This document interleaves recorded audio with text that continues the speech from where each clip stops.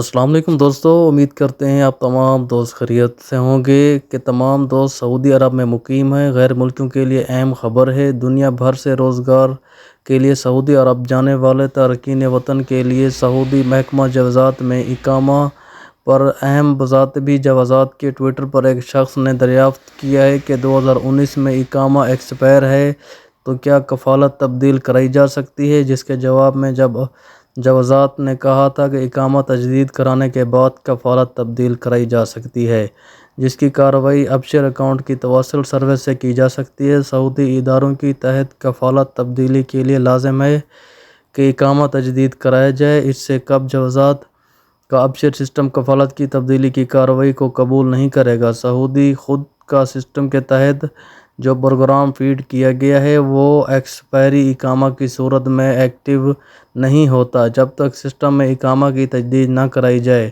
اقامہ کی file open نہیں ہوگی۔ فائل اوپن نہ ہونے کی صورت میں اقامہ کی تبدیلی کا عمل ممکن نہیں ہوگا۔ ایکسپائری پر جرمانہ 500 ریال ادا کرنے کے بعد اقامہ تجدید کیا جائے گا۔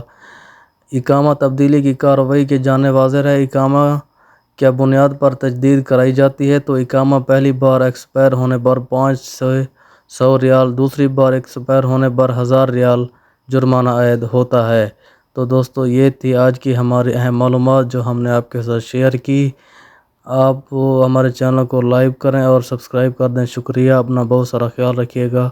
ملتے ہیں نیکسٹ ویڈیو میں، تب تک کے لیے اللہ حافظ۔